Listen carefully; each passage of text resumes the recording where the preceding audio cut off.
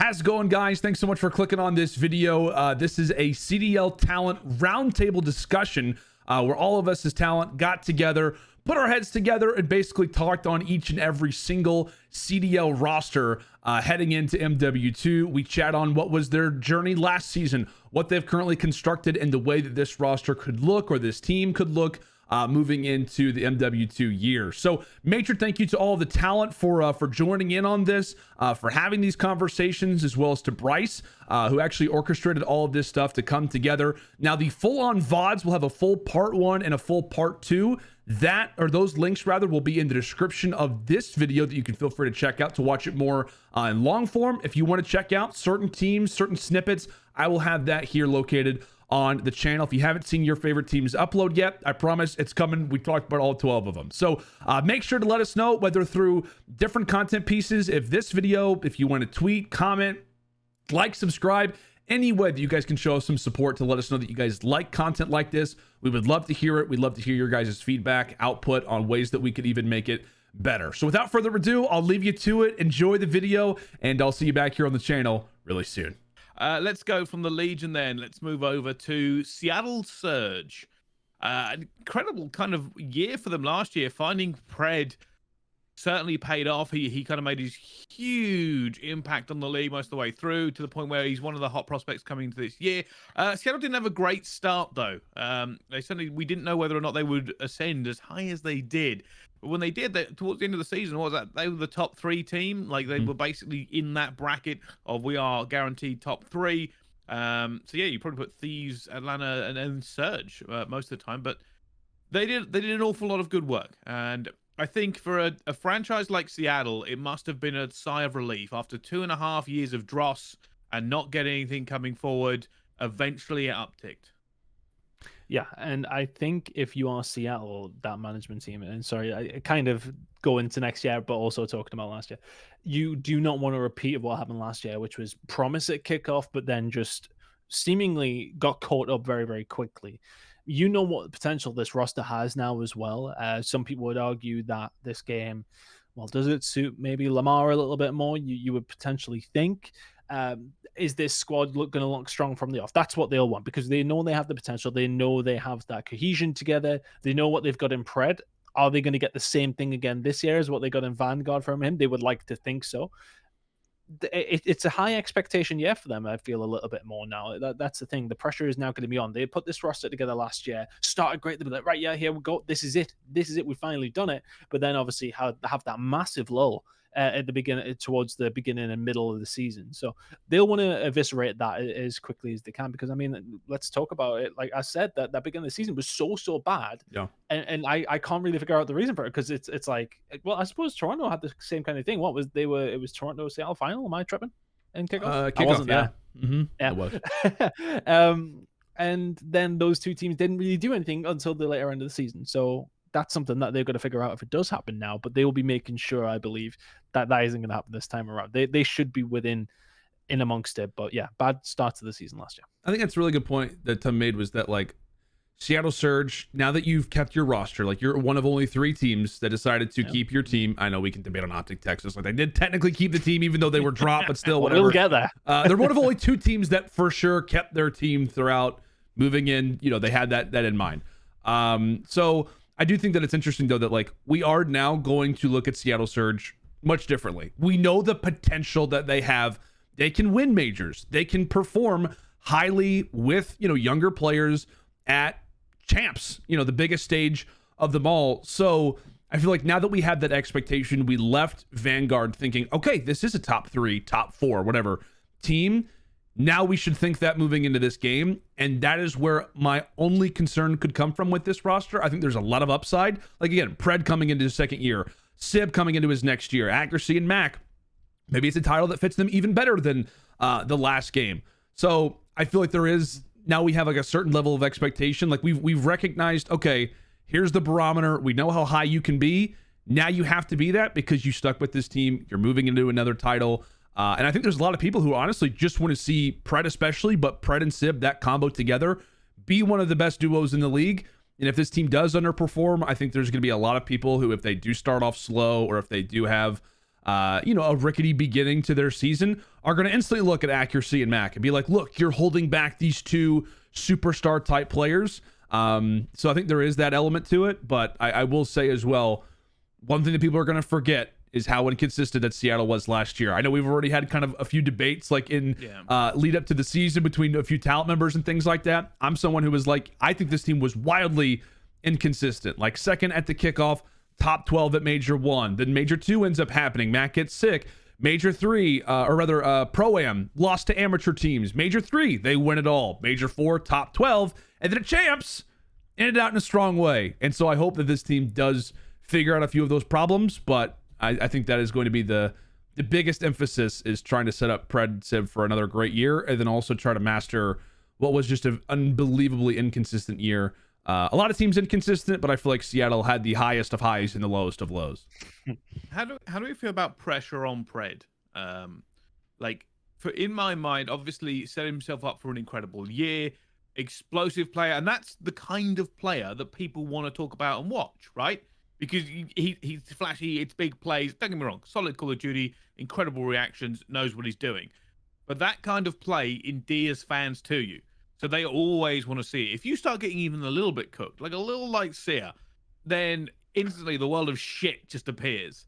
Because people are so quick to flip that switch. If you are one of those players and you don't get into it straight away, people start saying it was a fluke, or you can't play this game, or X, Y, and Z. And obviously, like that, and being the Australian in the league, it's put him on this pedestal, right? And he wants to not only do what he did last year, but he wants to go even further. Chance, how do you feel about Pred's prospects coming into this year?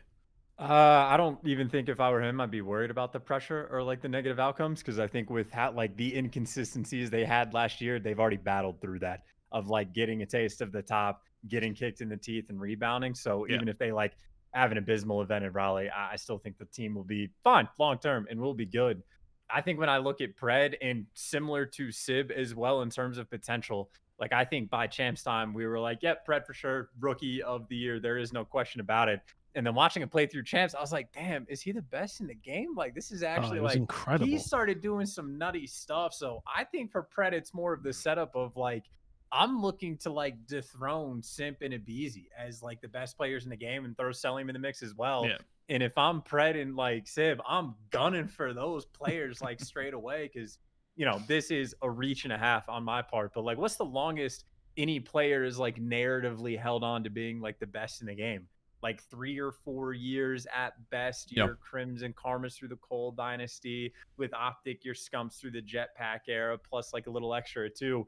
But like, you only stay at the top for so long. And I think for like Simp and Abizi, especially as that duo, it's been about 3 or 4 years now. They just had a year where they like did not get a win the entire time, bunch of second places. So if I'm the rest of the league, I'm hungry. I'll be like, dude, if we stop this team again, no one's going to think is them as the top dogs anymore. It can be our turn.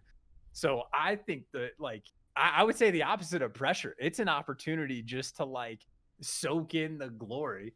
And I know you have the added mix, right? If Scump's going to retire, of like, hey, an open SMG spot on offense sort of thing. Of like, if you want that little bit of extra spice. But I just think Seattle have a great system. The system is quite literally designed for Pred and Sib to shine.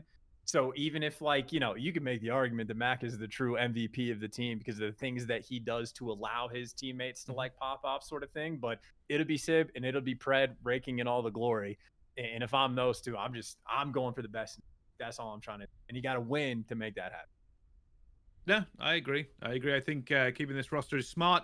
My only real question towards them is, if it doesn't go all plain sailing, when do they pull the trigger on a change? I think Seattle now. Once last year. Yeah, no, but I think Seattle now, you got to remember, in my mind, Seattle is in a much better place that if they want to attract the right player to play for them. You got to remember, like the past 2 years before this year, nobody wanted to go to Seattle. Like, they just didn't want to go. You didn't want to go to Seattle. Now, if you get a chance to play with some of these players, they could make a big move during the season if they can't make a run for a championship. That's also very much of like who's available though, because there are like there are a few players that like I would take over accuracy if I could get them sort of thing, but like it's a very short list. maybe even for Mac, you can make the same argument. Like, dude, it's one of those things. Like, Yeah. if Simp or Celium is available, and like, yo, you can get them for the minimum. Like, of course, you're going to be taking that pick. But I don't think there's a realistic possibility of like Seattle ever making a change that'll be a guaranteed upgrade at all. Because the players that would be the upgrade. I mean, who would you like? Who do you think? I tell you what. I don't need anyone in mind, Chance. I don't need anyone in mind. Pro-Am is in 2 weeks. Oh. I think the Pro-Am is now. It's at this time of the year with this format.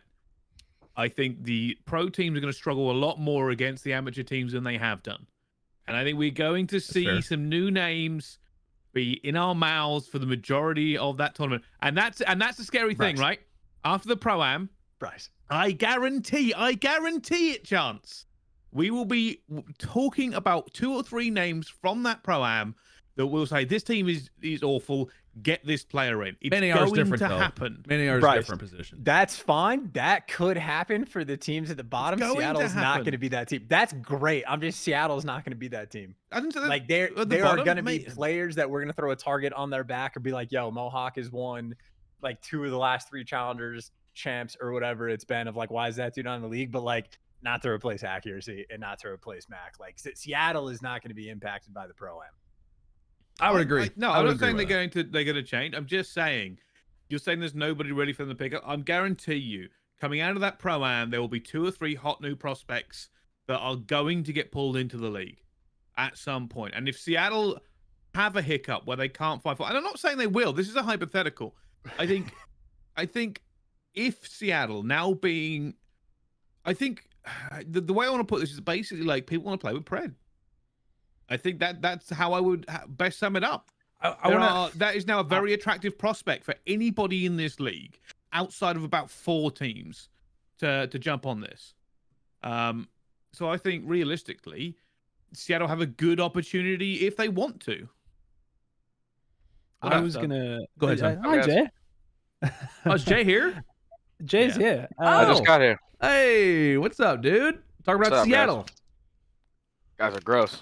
There you go. I think, one thing I wanted to add, and I don't know if Landy would have had a similar thing to say here, though. When we're talking to Pred, though, I think for me, when I think about Scump retiring at the end of the year, there is a couple of names in my mind that could replace him on that Optic team, and Pred's one of them. If not potentially one of the only ones. I think he has the personality, he has the gameplay quite clearly. He's that kind of mold of player that would be not going to fill Seth's boots by any stretch of the imagination. Nobody quite would, I would say. But you look at him and he will be hot property. So in the same breath of talking about this team have to go on to do well this year, they have to if they want to keep Pred. Yep. Because if he isn't winning championships, then he's going to go. Because he is that level of player. They have to be within the top 3 all the time. Let him go. I know I was the one to open this door as well, but also this is like a very toxic sort of mindset to like have. Like, if there's anybody on Seattle that's even thinking about it as a possibility, including Pred himself, like that could be the thing that festers and like causes problems. Like, if I was Pred and if I'm Seattle, the only goal is to have the best year possible. And I would want to win every single tournament, to win champs, to be the top dogs, to be the MVP, and dominate in such a way that we're like, hey, Seattle is now the top.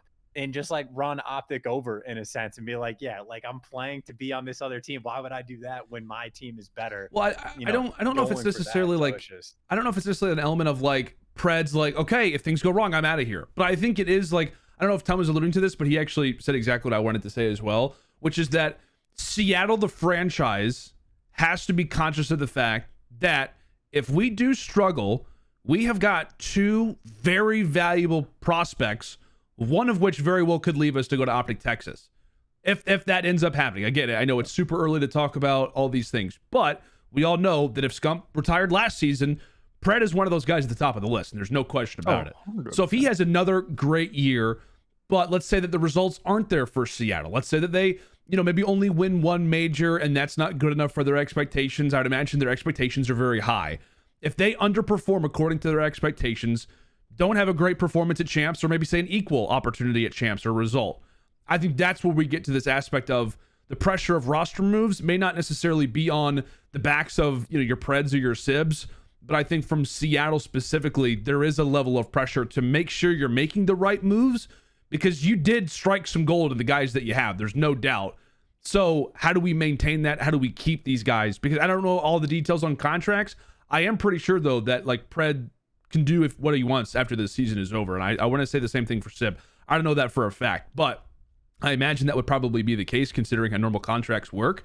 So I think that is where the interesting aspect of Seattle throughout this year comes from. Is hype is there, expectations are there. We now look at them as, a team that did keep their roster. They're instantly put in a higher tier than they were prior season. If they have any semblance of last season, if not worse, that puts the pressure on the players. And honestly, Seattle's a franchise. If you lose Pred and Sib during this upcoming offseason or don't perform, that could put Seattle Surge back to where they were the first 2 years of the league. We have gone down a rabbit hole. I thought I went down a rabbit hole last time. We don't have time. We opened up a hypothetical and it's just gone way out of it. Very, very quickly then, just to sum up, Seattle Surge, I'm just going to put them straight back in top 4. I think that's where they sit. I'd agree. If we're being specific, I have them 5th. So okay. Chance, any different feelings? They'll be good. I don't know if I care to like rank top 3, top 4, none of that, just because I haven't seen them play, so I have no idea. But that very high expectations, the expectation they should be fighting for championships.